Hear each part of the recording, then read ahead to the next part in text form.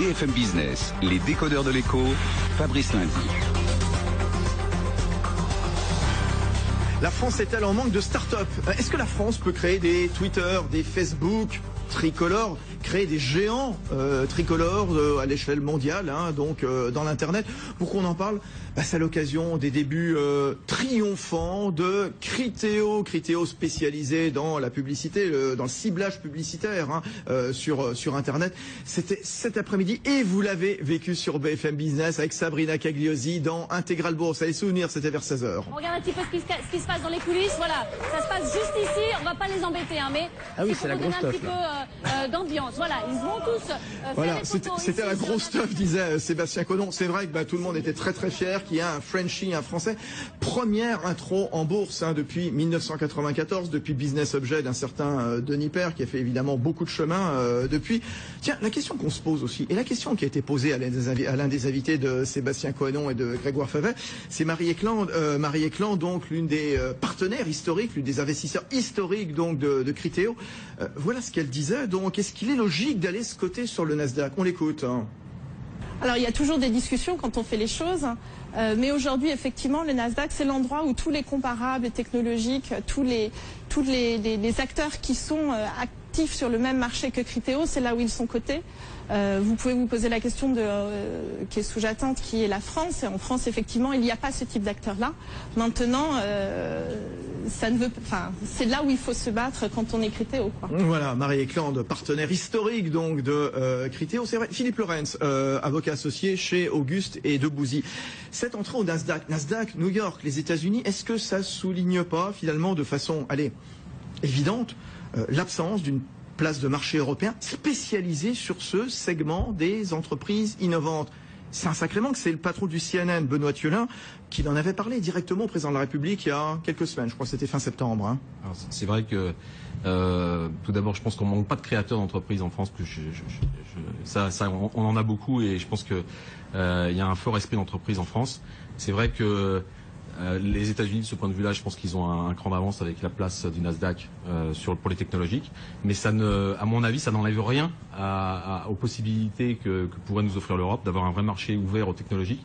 Et je pense qu'il ne faut pas avoir de complexe vis-à-vis de ce genre de marché et d'introduction. On peut faire aussi bien, je suis persuadé. Et au niveau européen, ce serait une très bonne initiative. On peut voir arriver prochainement un Nasdaq européen? Pourquoi pas? Ouais. Qu'est-ce qui manque pour qu'on l'a pas fait jusqu'à présent? Peut-être parce que les pays européens travaillent peut-être pas encore suffisamment ensemble. On n'a pas de fusion de place. Alors ça commence, mais je pense que il faut aller plus loin, il faut se dépasser. Et je pense que faut travailler plus ensemble pour pouvoir créer ce genre d'outils, parce que ce n'est qu'un instrument de financement. Oui.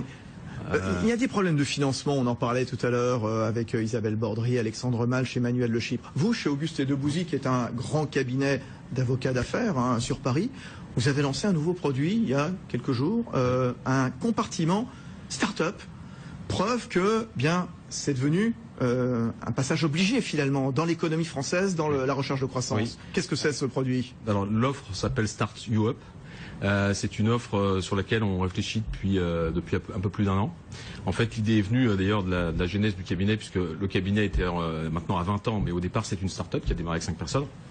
Et on s'est dit qu'il fallait aussi faire un peu une sorte de give back, si vous voulez.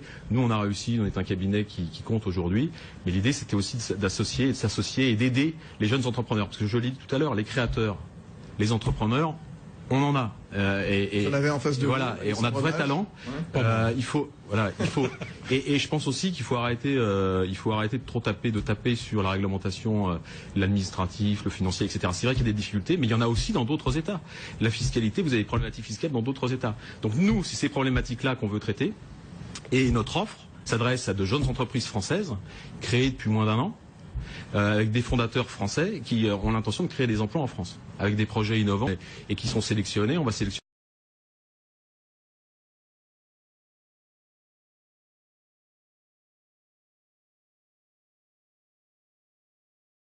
Isabelle Bordry, créatrice d'entreprise, Alexandre Malch, créateur d'entreprise. Finalement, est-ce que vous avez l'impression que l'écosystème, donc voilà, est entièrement à revoir ou à... Des gens qui savent simplement pas qu'on peut créer de super boîtes en France. Et justement parce qu'on passe notre temps à dire que c'est dur, que c'est dur, c'est dur, c'est dur. Et donc du coup finalement on n'ose pas le faire. Et ça je pense que c'est un premier point. Puis le deuxième, c'est peut-être lié également à la manière dont les projets sont structurés. Et on a beaucoup parlé des ingénieurs français. Et ce que tu as dit qui était très vrai, c'était toute la partie marketing qui manque. Par exemple, si on prend des boîtes comme Facebook, c'est pas la technologie qui fait que Facebook c'est un succès, c'est le marketing C'est les deux. Enfin c'est une partie de la techno, mais c'est surtout le marketing qui fait que ça a été orienté et que ça en est devenu un produit incroyable. C'est peut-être notre différence. Mais c'est vrai que bon, moi j'assiste à beaucoup de pitch, ce qu'on appelle, c'est-à-dire en gros des sociétés, enfin des jeunes sociétés, des jeunes qui viennent présenter des projets devant des investisseurs. Mais il faut voir, enfin je veux dire, c'est quand même, des fois c'est 3 minutes. Vous devez présenter. Si vous savez pas emballer votre public en 3 minutes sur votre projet. Eh ben voilà, les 10 business angels qui sont là, bah ils verront autre chose.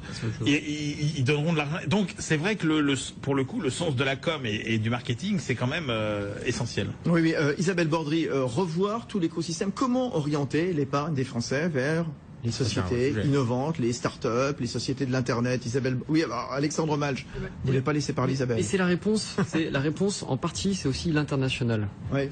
Nous, on est passé du statut de petite start-up sympathique à statut de gros groupe média qui intéresse fortement. À partir du moment où on a commencé à prouver qu'en Italie, on était capable de faire également du business et qu'on était capable de faire également beaucoup de trafic. Et du coup, on se lance en Espagne, au Brésil et en Allemagne. Et je pense qu'en France, en tout cas, j'ai pas l'impression qu'on se dit tout de suite, le marché est global. Ouais. Je vise à l'international après 1 ou 2 ans. Peut-être qu'on est frileux, Isabelle Bordry? Oui, on est frileux et puis je pense que la France a été quand même assez marquée, mais comme tous les pays, par l'éclatement de la bulle Internet. On s'est dit Internet, ça marche un coup et puis après c'est très compliqué. Moi qui ai vécu cette période, j'ai vu l'éclatement du marché. Donc maintenant, pour le petit épargnant, il faut vraiment le rassurer. Alors maintenant qu'il utilise Internet dans sa vie quotidienne, qu'il achète sur Internet, qu'il se cultive sur Internet, qu'il s'informe sur Internet, il est beaucoup plus sensibilisé. Ouais. Donc maintenant, il faut faire ce que dit Alexandre, c'est-à-dire qu'il faut parler des success stories, des succès qui ne sont pas encore complètement des succès, mais qui sont en devenir. Et je trouve que BFM joue un rôle exceptionnel en ce sens. BFM Business, merci ma chère Isabelle. Philippe Lorenz, avocat chez Auguste et Debouzy, continuez. Moi, en tout cas, je rejoins ce que vous disiez tout à l'heure sur parce que moi, j'ai des clients, des jeunes créateurs. Il n'y a pas eu de problème pour trouver des financements parce qu'ils ont un projet, c'est structuré, ils ont un BP qui tient la route. Parce qu'il faut aussi, faut pas croire que tout le monde peut créer des startups. Moi, j'ai commencé dans le domaine fin des années 90, où on avait effectivement dans le cabinet où j'étais créé aussi une offre dédiée, un cabinet américain, aux startups parce que c'est historique chez eux. Mais on voyait des projets en France un peu farfelus. Faut bien le reconnaître. Et tout le monde se précipitait. Il de mettre .com. Ah ouais, alors, tout à fait. Et puis bon, le marché Internet était beaucoup moins mature en France. Et aujourd'hui, on a des vrais projets, des gars qui sont sérieux et ils trouvent des sources de financement. Alors c'est sûr que c'est pas forcément les sources de financement françaises. Et c'est aussi pour ça que vous les retrouvez à l'étranger. Qu'on les retrouve. On sera avec Loïc Lemer dans un instant depuis la Silicon Valley. Simplement, pour répondre à la Californie qui monte évidemment, qui a une place de choix, le gouverneur de l'État aussi. Hein. Oui. Le gouverneur de l'État de New York, il vient d'annoncer que les startups seraient exonérées de taxes.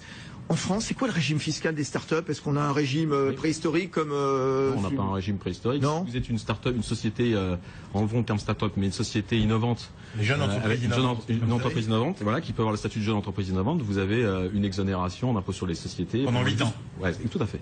Tout à fait. Donc, c'est une question. Quand je dis préhistorique, évidemment, c'est une question. Mais c'est pas un régime préhistorique. Est-ce que c'est suffisamment encourageant? C'est un régime, moi je trouve, qui est déjà très intéressant. Alors ensuite, vous avez aussi le crédit d'impôt recherche, avec toutes les dépenses de recherche que vous pouvez engagé sur des projets innovants. Alors après, on peut échanger sur les qualités des projets et sur...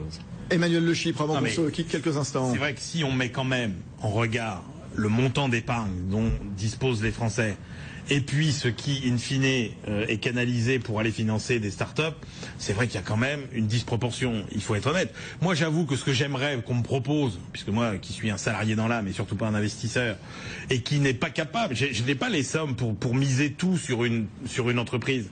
Moi, ce que j'aimerais, c'est qu'il y ait plus de possibilités pour qu'on me propose, par exemple, des fonds dans lesquels on me dise, voilà, là, il y a 10 startups qui font telle et telle activité, est-ce que ça vous intéresse? Voilà, moi, ça, j'achèterais plus volontiers. Voilà, et on se retrouve dans un instant sur BFM Business. La suite des décodeurs de l'écho. La France, est-ce qu'elle peut créer des géants mondiaux de l'Internet? Pourquoi la France, elle était parfois un petit peu en panne de start-up? Rendez-vous dans 2-3 minutes. Nous serons à nouveau aux États-Unis, à New York et dans la Silicon Valley à San Francisco. BFM Business, numéro 1 sur l'économie.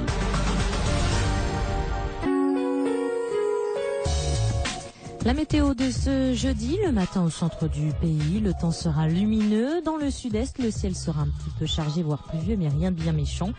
Quelques gouttes de pluie sont attendues près du pourtour méditerranéen.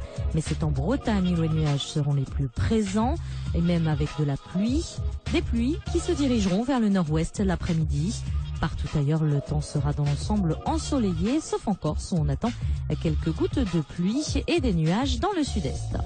Pour les températures,